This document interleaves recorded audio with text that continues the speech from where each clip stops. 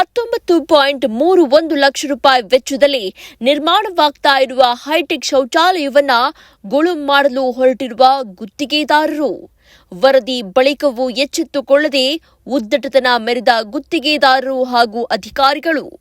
ಪಟ್ಟಣದ PWD KPS ಪ್ರಾಥಮಿಕ ಶಾಲೆಯಲ್ಲಿ ಮ್ಯಾಕ್ರೋ ಯೋಜನೆಯಡಿ ಕ್ಯಾಶೆಟಿಕ್ ನಿರ್ಮಿತ ಕೇಂದ್ರದಿಂದ 19.31 ಲಕ್ಷ ರೂಪಾಯಿ ವೆಚ್ಚದಲ್ಲಿ ನಿರ್ಮಾಣವಾಗ್ತಾ ಇರುವ ಹೈಟೆಕ್ ಶೌಚಾಲಯವು ಶಾಲಾ ಹಳೆಯ ಕಾಂಪೌಂಡ್ ಗೋಡೆಯ ಮೇಲೆ ನಿರ್ಮಾಣ ಮಾಡಲಾಗ್ತಾ ಇದೆ ಹಾಗೂ ಕಳಪೆ ಮಟ್ಟದ ಬ್ಲಾಕ್ ಇಟ್ಟಿಗೆ ವಸ್ತುಗಳನ್ನು ಬಳಕೆ ಮಾಡಲಾಗ್ತಾ ಇದ್ದು ತಳಪಾಯ ಹಾಕದೆ ನಿರ್ಮಾಣ ಮಾಡ್ತಾ ಇರುವುದರಿಂದ ಸಾರ್ವಜನಿಕ ವಲಯದಲ್ಲಿ ತೀವ್ರ ಚರ್ಚೆಗೆ ಗ್ರಾಸವಾಗಿತ್ತು.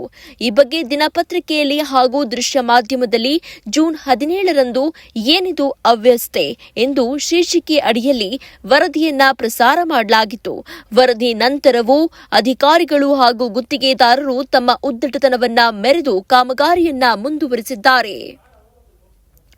ಪ್ರತಿ ಬಾರಿ ಬರುವಂತಹ ಸರ್ಕಾರಗಳು ಮೊದಲನೆಯದಾಗಿ ಸರ್ಕಾರಿ ಶಾಲೆಯ ಮಕ್ಕಳ ವಿದ್ಯಾಭ್ಯಾಸದಲ್ಲಿ ಹಾಗೂ ಸರ್ಕಾರಿ ಶಾಲೆಯ ಕಟ್ಟಡಗಳಿಗೆ ಹೆಚ್ಚಿನ ಪ್ರಾಮುಖ್ಯತೆ ನೀಡಲಾಗ್ತಾ ಇದೆ.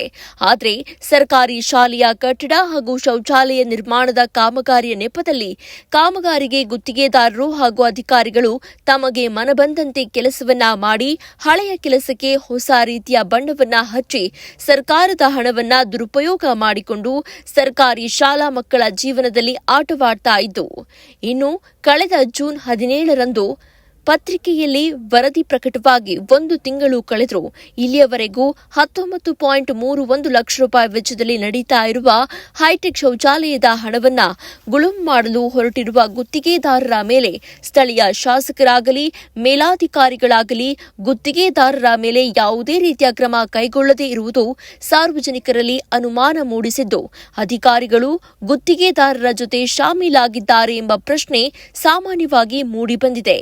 ಇನ್ನಾದರೂ ಈ ಗುತ್ತಿಗೆದಾರರ ಮೇಲೆ ಶಾಸಕರಾಗಲಿ ಮೇಲಾಧಿಕಾರಿಗಳಾಗಲಿ ಯಾವ ರೀತಿಯ ಕ್ರಮ ಕೈಗೊಳ್ಳುವವರು ಎಂದು ಕಾದು ನೋಡಬೇಕಿದೆ.